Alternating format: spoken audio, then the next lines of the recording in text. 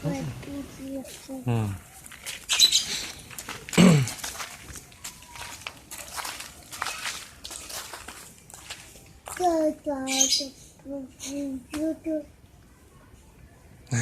Yuk.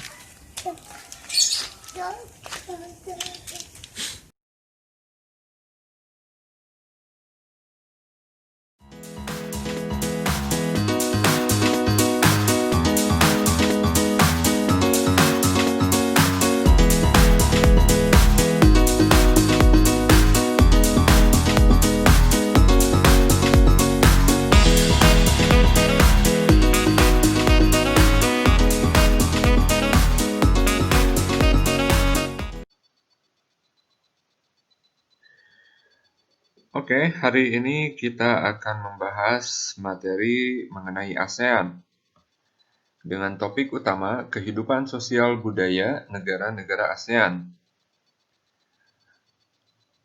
Materi ini terdapat pada mata pelajaran IPS kelas 6 semester 1 dan pada kurikulum 2013 edisi revisi 2018 terdapat pada tema ke-1 yaitu mengidentifikasi karakteristik geografis dan kehidupan sosial budaya, ekonomi, politik di wilayah ASEAN.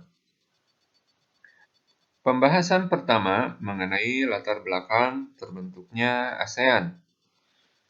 Kerjasama di kawasan Asia Tenggara sudah berlangsung sejak lama. Kerjasama tersebut meliputi bidang pelayaran dan perdagangan. Hal ini juga mendorong berkembangnya berbagai kerajaan di wilayah Asia Tenggara dan terus berkembang menjadi kerjasama antar kerajaan Asia Tenggara. Kerjasama ini disebut dengan Mitreka Satata. Kerjasama ini pernah terhenti karena adanya penjajahan yang dilakukan bangsa Eropa di wilayah Asia Tenggara.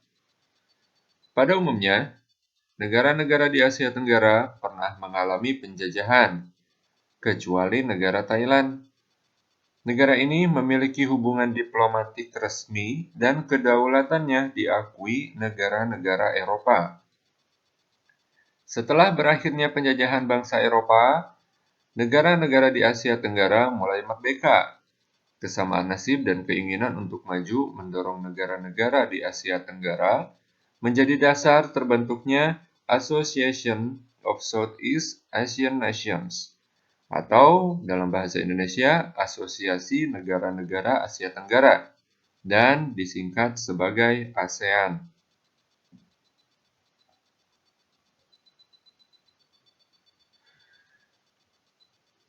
Masih mengenai latar belakang terbentuknya ASEAN, terbentuknya ASEAN diawali dengan pertemuan 5 menteri luar negeri dari negara-negara Asia Tenggara. Di antaranya, yang pertama ada Malik dari Indonesia, Tun Abdul Razak dari Malaysia, dan ketiga Tanat Koman dari Thailand. Yang keempat, Narcisco Ramos yang berasal dari Filipina. Yang terakhir, S. Rajaratnam dari Singapura. Tujuan dibentuknya ASEAN. Yang pertama, mempercepat pertumbuhan ekonomi, sosial, dan budaya di Asia Tenggara, memajukan stabilitas dan perdamaian di Asia Tenggara, menyediakan bantuan satu sama lain berupa fasilitas pendidikan dan latihan, meningkatkan kesejahteraan bersama di Asia Tenggara, memajukan pembelajaran di Asia Tenggara, memelihara dan meningkatkan kerjasama dengan organisasi regional dan internasional.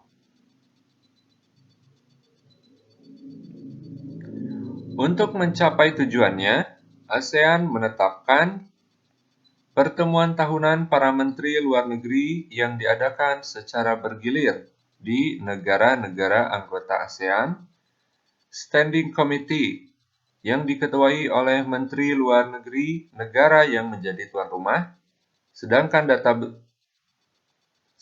duta besar negara-negara anggota ASEAN lainnya sebagai anggota. ad hoc committees atau panitia-panitia ad hoc, dan permanent committees atau panitia-panitia tetap untuk menangani masalah-masalah khusus. Sekretariat Nasional di setiap negara anggota yang bertugas melaksanakan tugas-tugas atas nama negara yang bersangkutan. Berikut negara-negara anggota ASEAN. ASEAN tumbuh menjadi organisasi besar dan kini anggotanya telah mencapai 10 negara. ASEAN memegang peranan penting dalam pertumbuhan ekonomi dan keamanan, khususnya di wilayah Asia Tenggara. Negara yang pertama adalah Indonesia. Kehidupan sosial, Indonesia memiliki beragam suku bangsa, di antaranya suku Minang, Tengger, Toraja, Sasak, Dayak, Asmat, Sunda, Jawa, dan lain-lain. Agama yang dianut oleh penduduk ada 6, yaitu Islam sebagai mayoritas, Kristen Protestan, Kristen Katolik, Hindu, Buddha, dan Konghucu. Sosial budaya, keberagaman suku bangsa di Indonesia menyebabkan keberagaman budaya.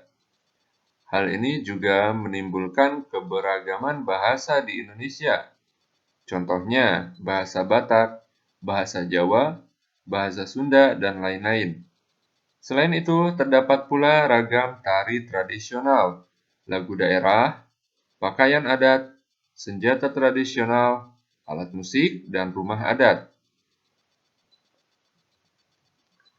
Negara yang kedua yaitu Malaysia. Kehidupan sosial. Penduduk Malaysia terdiri dari etnis Melayu, Tionghoa, dan India. Sebagian besar penduduk Malaysia menganut agama Islam. Agama lain yang dianut oleh penduduk Malaysia adalah Hindu, Buddha, Kristen, dan Konghucu. Sosial budaya. Kebudayaan Malaysia berakar pada kebudayaan Melayu, sehingga selalu berkaitan dengan bangsa Melayu yang tersebar di negara-negara lain, seperti Indonesia, Singapura, dan Brunei. Bahasa resmi yang digunakan adalah bahasa Melayu. Ada juga bahasa Inggris, Tamil, dan Mandarin yang digunakan sebagai bahasa sehari-hari, seperti yang dicontohkan pada serial animasi Upin dan Ipin.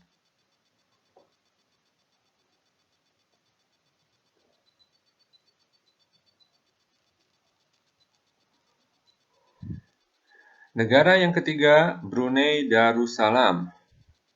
Kehidupan sosial, penduduk negara ini terdiri atas etnis Melayu, Tionghoa, dan sebagian suku Dayak. Sebagian besar penduduknya menganut agama Islam. Sosial budaya, bahasa resmi negara ini adalah bahasa Melayu. Bahasa Inggris dan Mandarin juga digunakan sebagai bahasa sehari-hari. Kebudayaan Brunei banyak dipengaruhi oleh ajaran Islam. Di Brunei terdapat Kampung Ayer yang berusia lebih dari 1.300 tahun.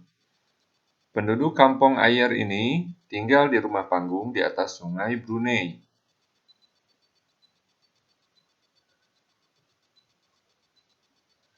Negara yang keempat, Singapura.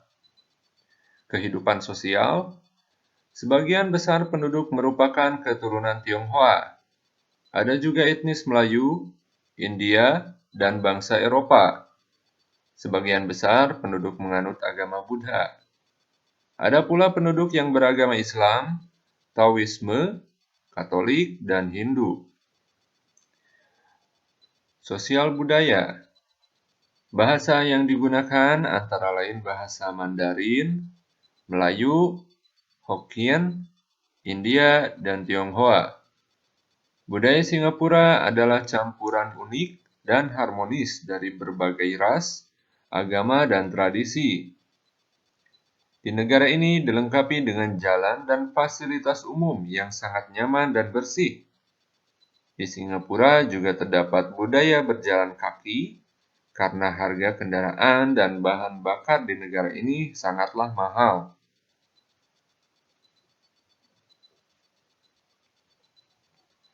Negara kelima, Kamboja. Kehidupan sosial. Sebagian besar penduduk merupakan suku bangsa Khmer. Ada juga suku bangsa Vietnam dan Tionghoa. Sebagian besar penduduk menganut agama Buddha. Sosial budaya. Bahasa resmi yang digunakan adalah bahasa Khmer. Di Kamboja terdapat banyak candi dengan dekorasi Khmer, bercorak Hindu, dan Buddha.